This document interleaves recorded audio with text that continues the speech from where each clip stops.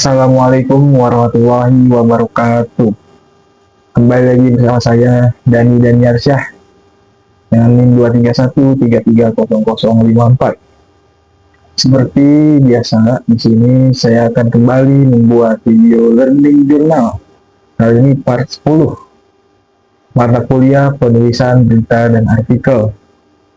Pada pertemuan di tanggal 6 Mei 2025 di hari Selasa, Bapak Adi Kusuma memberikan materi tentang teknik penulisan jurnal ilmiah.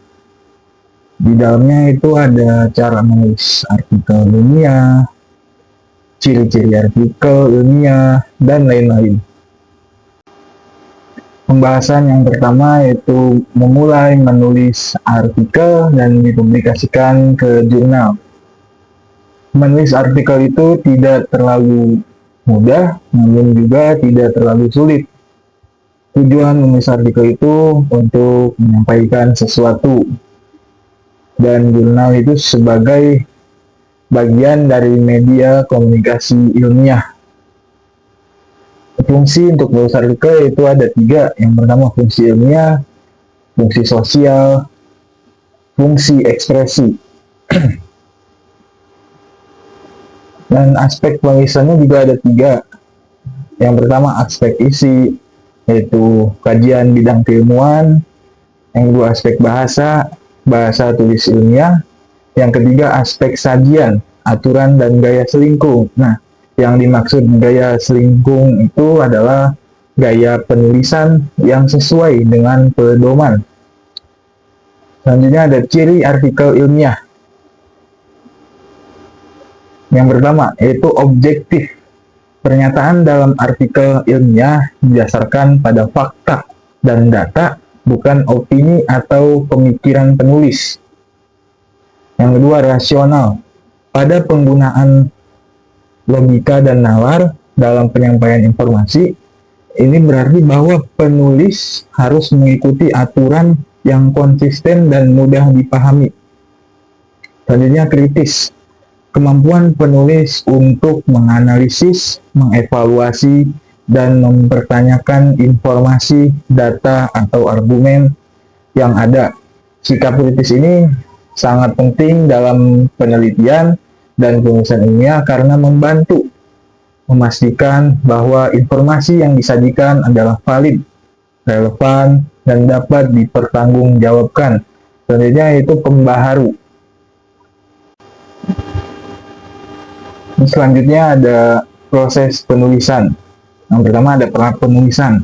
Nah, di dalam pra penulisan itu ada bahan tulisan, yaitu ini adalah tahap pengumpulan informasi dan ide-ide yang akan digunakan dalam tulisan. Penulis mencari referensi, data, atau inspirasi yang relevan dengan topik yang akan ditulis. Selanjutnya ada kerangka. Setelah mengumpulkan bahan atau ide, penulis membuat kerangka atau outline.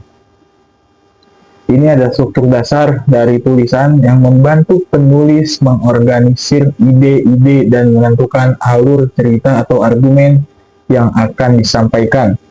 Selanjutnya ada tahap penulisan, yaitu ada draft tulisan. Pada tahap ini, penulis mulai menulis draft pertama dari tulisan berdasarkan kerangka yang telah dibuat. Ini adalah proses kreatif di mana penulis menuangkan ide-ide ke dalam bentuk tulisan. Selanjutnya ada anatomi. Ini merujuk pada elemen-elemen penting dalam tulisan, seperti pengantar, isi, dan kesimpulan. Penulis perlu memastikan bahwa setiap bagian berfungsi dengan baik dan mendukung tujuan keseluruhan tulisan. Selanjutnya ada tahap pasca penulisan. Ada penyuntingan.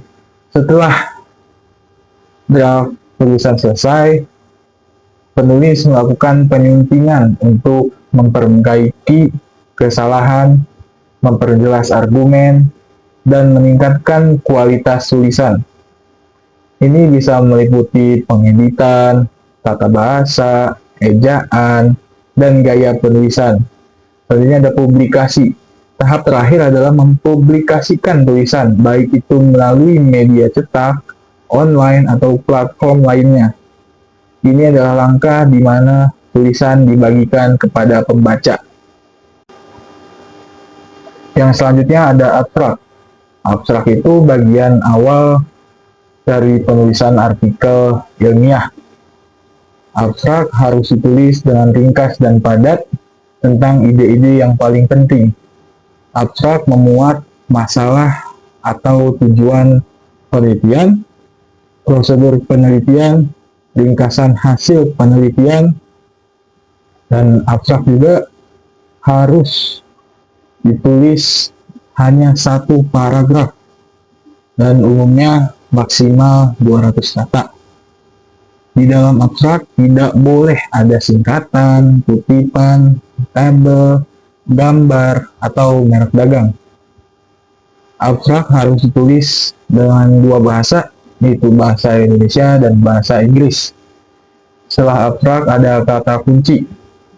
Kata kunci itu kata atau istilah yang dibahas dalam artikel. Fungsinya untuk mempermudah penelusuran artikel. Kata kunci mempunyai makna yang khas dan jelas.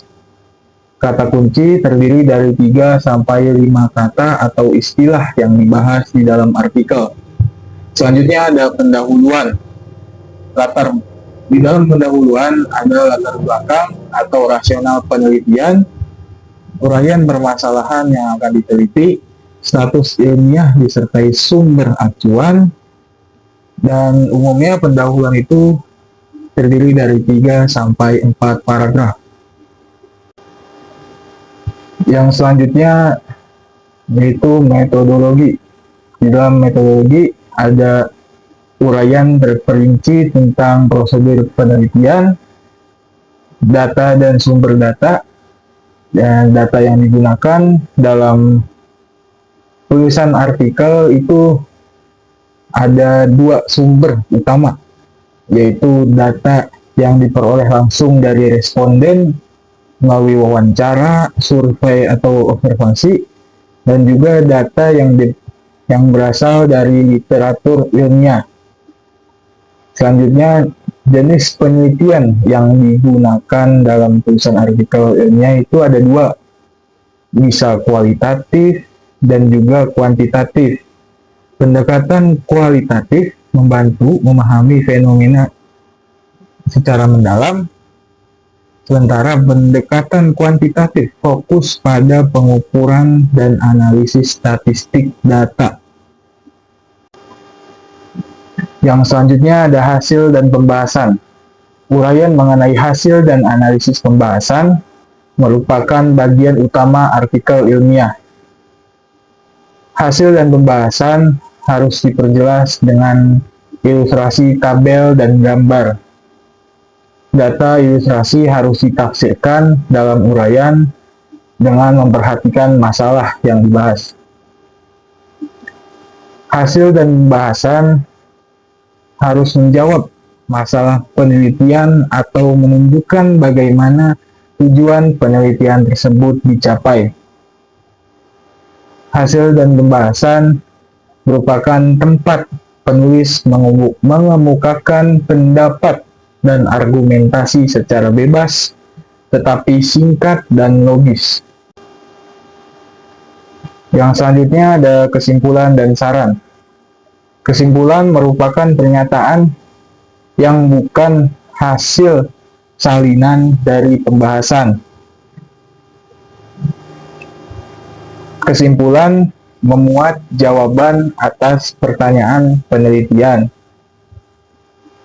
Kesimpulan dan saran memuat implikasi temuan penelitian, saran yang bersifat praktis, pengembangan teori, dan arah penelitian lanjutan. Selanjutnya ada daftar pustaka. Daftar pustaka harus lengkap dan sesuai dengan rujukan yang terdapat dalam teks. Tata cara penulisan daftar pustaka harus mengacu pada aturan jurnal yang bersangkutan.